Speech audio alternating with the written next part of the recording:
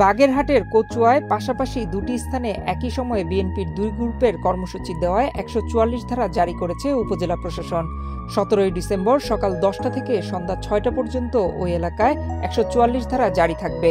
১৬ December রাতে কুচুয়া UNO M Abu Naushad স্বাক্ষরিত এক আদেশে অনুষ্ঠানস্থল দুটি সহ চারপাশের ১ কিলোমিটার এলাকায় এই আদেশ জারি করা হয়। চিন্তা করতে যে করলো করি আবার খুলে ফেলাচ্ছে, এর যে কোনো একটা হয়েছে, গন্ডগোল হয়েছে।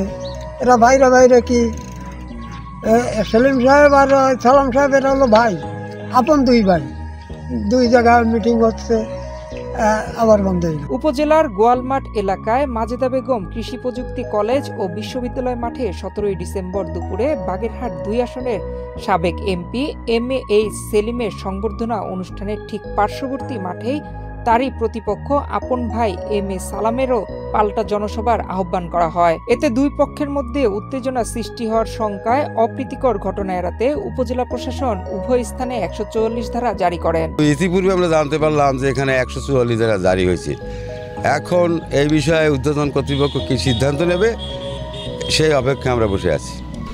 এখন তো দুটো সমাবেশ পাশাপাশি, এখন তো মোটামুটি ১৪৪ ধারা জারি হয়ে গেছে। ১৪৪ ধারা জারির পর সভা সমাবেশ স্থগিত করে পাল্টাপাল্টি সংবাদ সম্মেলন করেছে দুই পক্ষ। সেই সংবাদ সম্মেলনে বাগেরহাট জেলা বিএনপির সাবেক সহসভাপতি এম.এ. সালাম ও তার বড় ভাই এম.এ.এইচ সেলিমকে উদ্দেশ্য করে বলেন, সম্পর্ক সম্পর্কের জায়গায়, কিন্তু রাজনীতি রাজনীতির জায়গায়। দলের ভারপ্রাপ্ত চেয়ারম্যান জনাব তারেক রহমান বারবার পরিষ্কার করে একটা কথাই বলছেন, ৫ই আগস্টের পরে যে সকল লোক বিএনপিতে আসার চেষ্টা করছেন তাদেরকে কোনো অবস্থাতেই দলে নেওয়া হবে না। আর দলে আমাদের ওই সব লোকের জায়গা নাই। আমাদের দলে বিগত ১৬ বছর যারা রাজনীতির মাঠে ছিলেন, আন্দোলন করেছেন, জেল খেটেছেন, তাদের মূল্যায়ন করবেন, এই কথাটি বারবার আমাদের ভারপ্রাপ্ত চেয়ারম্যান বলে আসছেন, আপনারা দেখে আসছেন। সেলিম ভাই আমার ভাই ঠিকই, কিন্তু ভাই আমার বাসায়, দলে কিন্তু ভাইয়ের সাথে আমার কোনো সম্পর্ক নাই ২০০৮ সালের পরের থেকে। অন্যদিকে রাজনীতির মাঠে ছোট ভাই সালামকেও ছাড় দিতে নারাজ বড় ভাই সেলিম। তিনি জনগণ চাইলে নির্বাচন করার আশা ব্যক্ত করেছেন। আপনারা দেখছেন আমি বাগেরহাট জেলা বিএনপি সভাপতি পদ থেকে রিজাইন করছি।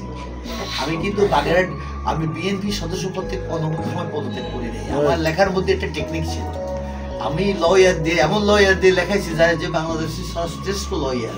আমার মেম্বারশিপটা বেগম খালেদা জিয়ার হাতেই রিসিট কেটে আমি মেম্বার হয়েছি। আমার মেম্বারশিপ কেউ নিতে পারে না। হামলা হওয়ার পরে আমার ছোট ভাই যখন রাজনীতি করে, আমি তাকে বলছি যে তুমি আর একটা অন্য জায়গায় অফিস নিয়ে এবং আমার বাসায় তুমি থেকো না, গ্যাপ থাকলে অনেক পিছিয়ে পড়ে যেতে হয়, আমার গ্যাপ আছে। সেই গ্যাপের জন্যই আমাকে আগায় নিতে হবে। আপনারা সাংবাদিক ভাইয়েরা এবং বাগেরহাটের জনগণ, আপনারা যদি মনে করেন আমি আসলে আপনাদের মূল্যায়ন বেশি হবে, তাহলে আপনারা আপনাদের লিখনের মাধ্যমে বা বাগেরহাটের জনগণ তাদের লিখনের মাধ্যমে আমাকে আপনারা আমাদের দলের চেয়ারপারসনের কাছে চাইতে হবে। এদিকে একই এলাকায় পাশাপাশি দুই বিএনপির দুই গ্রুপের সংবর্ধনা সমাবেশকে কেন্দ্র করে ১৪৪ ধারা জারি হয় বিএনপির তৃণমূলের নেতাকর্মীদের মধ্যে মিশ্র প্রতিক্রিয়া দেখা দিয়েছে। তারা বলছেন, বাগেরহাট ২ আসনে সাবেক এমপি এম.এ.এইচ সেলিম ও তার আপন ছোট ভাই বর্তমান জেলা বিএনপির প্রধান সমন্বয়ক ও জেলা বিএনপির সাবেক সভাপতি এম.এ. সালাম। দুই ভাই বাগেরহাট ২ আসনে আগামী জাতীয় সংসদ নির্বাচনে বিএনপির মনোনয়ন প্রত্যাশী। নয়ন বিশ্বাস, বাংলাদেশ প্রতিদিন।